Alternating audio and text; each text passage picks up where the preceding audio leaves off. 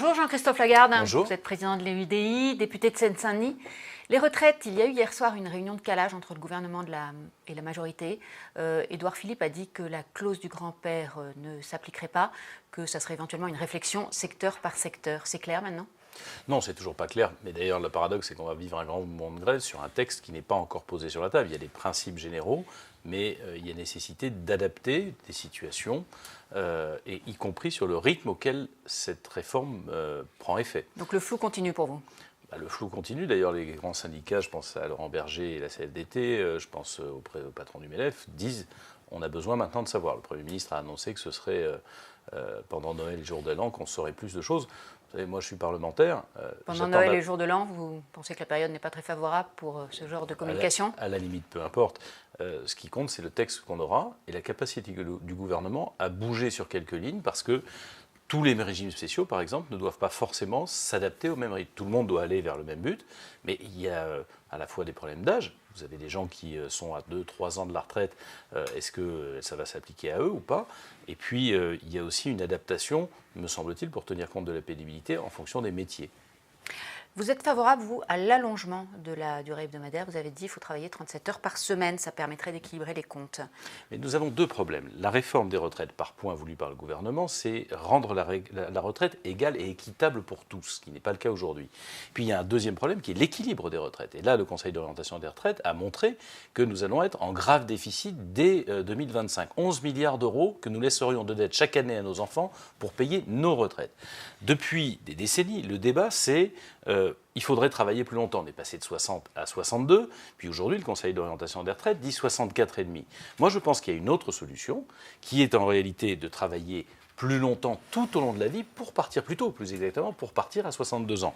Ça veut dire, au lieu de travailler 35 heures, travailler 37 heures. Donc, ça équilibre. Vous touchez au totem des 35 heures. Mais ça équilibre tout simplement. Enfin, vous avez trois façons d'équilibrer les retraites. Soit vous partez plus tard, soit vous augmentez les cotisations, soit vous réduisez les pensions. Augmenter les cotisations, réduire les pensions, ce n'est pas possible. Je propose donc qu'on travaille plus, mais plutôt que ce soit à la fin de la vie, c'est tout au long de la vie. C'est un quart d'heure à 20 minutes par jour qui permet à la fois d'équilibrer nos retraites, parce que les entreprises cotisent et équilibrent, ne laissent pas ce déficit de 11 milliards à nos enfants, mais aussi de préparer votre propre retraite. Parce qu'au lieu de vous verser le salaire, on le verse en capital, et pour un revenu médian de 1 700 euros, ça veut dire à la fin d'une carrière un capital d'environ 50 000 euros qu'on vous verse, ou une rente d'ailleurs qui pouvait vous être versée à partir de ce capital. Quel écho ça a reçu auprès du gouvernement ? Écoutez, je cherche d'abord l'écho auprès de l'opinion publique, je pense que ça arrivera jusqu'au gouvernement si les Français comprennent ce que nous proposons. Quelle est la situation aujourd'hui ? Les jeunes croient qu'ils n'auront pas de retraite, qu'ils cotisent à perte. Par le système que je propose, sur ces 2 heures travaillées en plus, on leur permet d'avoir la garantie qu'ils travaillent aussi pour eux, pas seulement pour leurs parents et leurs grands-parents. Et puis, au fond, j'essaye de trouver un dispositif qui veut dire quoi ? Il y a, avant 1981, mes grands-parents qui travaillaient dans l'industrie textile travaillaient jusqu'à 65 ans, 40 heures par semaine. Vous dites que c'est possible, c'est un allongement raisonnable. Je propose qu'on puisse travailler 37 heures par semaine jusqu'à 62 ans. On vit plus longtemps que les générations qui nous ont précédés. Et très franchement, il y a 20 ans, on travaillait 39 heures. Pour autant, on n'avait pas une retraite meilleure. Vous avez plaidé aussi pour une conférence sociale avant le 5 décembre. Ça n'a pas été vraiment repris par le gouvernement. C'est une erreur ? Oui, je pense qu'il eût été utile de mettre tout le monde autour de la table. Pourquoi ? Parce qu'on voit bien qu'on va dans le mur, qu'il va y avoir un affrontement dur, des grèves dures et une position du gouvernement, légitimement, qui veut défendre son projet. Simplement, il n'y a pas que le problème de la retraite derrière tout ça. On voit bien que des tas de professions sont en ébullition. Les étudiants, ce n'est pas la retraite qui les préoccupe. Les policiers, ce n'est pas la retraite qui les préoccupe. Bref, il y a les hospitaliers, ce n'est pas la retraite qui les préoccupe. Et nous avons, me semble-t-il, besoin de parler avant le mur plutôt qu'après. C'est toujours plus facile quand personne n'a été humilié. Et puis nous avons un problème de fond que nous avons soulevé avec Patrick Mignola, le président du groupe Modem à l'Assemblée nationale, et avec Hervé Marseille, le président de notre groupe au Sénat.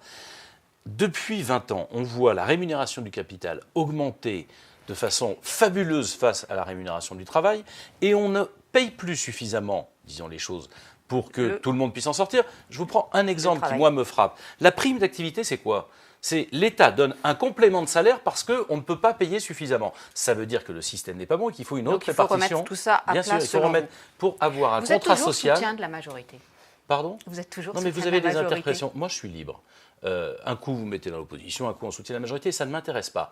Je dis que quand la majorité est en train de faire une réforme des Mais retraites justement, à un moment où il y a une systémique, cohésion je nécessaire. dis que quand il y a une réforme systémique des retraites que nous proposons depuis 20 ans, nous sommes prêts à la soutenir dès lors qu'on regardera le détail des choses. Deuxième chose, sur la conférence sociale que nous demandons, j'observe simplement qu'il s'est trouvé 18 milliards rendus aux Français après la crise des Gilets jaunes et que la France se sent toujours aussi mal et que ça n'a pas suffi. Pourquoi ? Parce que ça n'a pas fait de contrat social. Nous avons besoin d'organiser, à la fois pour des raisons environnementales, une nouvelle façon de produire, de nous déplacer et d'habiter. Et nous avons besoin de mieux répartir le capital entre les revenus du capital et les revenus du travail, parce que quand le travail ne paye plus assez, de toute façon, la société part dans le mur. La fraude sociale, c'est un sujet sur lequel vous êtes resté sur votre faim. Il y a eu une mission parlementaire qui n'a pas vraiment abouti, qui a fini par dire on ne peut pas faire les comptes parce que les administrations sont assez réticentes à communiquer sur le sujet. Une commission d'enquête, c'est votre sujet. C'est plus coercitif ? Oui, bien sûr. Alors, d'abord, quelle est la situation ? Le Premier ministre nomme 2 parlementaires, dont Nathalie Goulet, sénatrice UDI, qui avait soulevé le lièvre. On interroge au nom du Premier ministre, du coup, les administrations. Elles refusent de répondre. Elles disent soit qu'elles ne savent pas, soit qu'elles ne veulent pas répondre. Si elles ne veulent pas répondre, c'est de l'insubordination. Et si elles ne savent pas, ça veut dire qu'elles ne savent pas ce qu'elles font avec notre argent. J'ai donc décidé avec notre groupe que nous allions mener une commission d'enquête. Ça va obliger ces administrations à venir répondre sous serment devant les parlementaires de l'Assemblée nationale.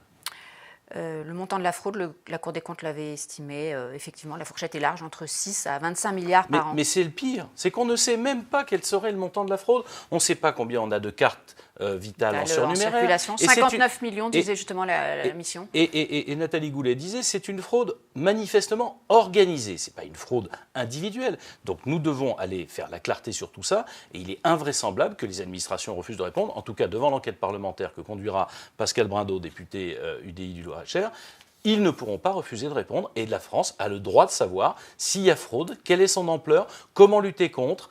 Voilà, c'est le boulot des parlementaires, me semble-t-il, que de faire en sorte que l'administration réponde et qu'on puisse corriger les erreurs. Vous parlez aussi dans cette commission des catastrophes naturelles, on l'a vu avec les inondations récentes dans le Sud-Est. Ce ne sera pas dans la même commission parlementaire. Non, mais le système d'indemnisation, dites-vous, est peu satisfaisant. Oui, bien sûr. Nous demandons aux autres groupes de l'Assemblée nationale d'accepter sur un sujet non polémique, les catastrophes naturelles, on vient encore d'en subir une, on en subira de plus en plus, de voir comment les processus peuvent être d'abord accélérés, améliorés pour les déclarations de catastrophes naturelles, pour l'indemnisation par l'État comme par les assurances. Le système ne fonctionne pas. D'ailleurs, regardez, à chaque fois qu'il y a une catastrophe naturelle, un ministre se pointe et explique sous tous les gouvernements, nous allons accélérer le processus. Comme à chaque catastrophe, il faut accélérer le processus, c'est que c'est le processus qu'il faut revoir. Le processus qu'il faut revoir, là aussi on l'a vu dans le Sud-Est, les zones inondables, les constructions, c'est pas ça. 5e inondation à Roquebrune-sur-Argance en 10 ans.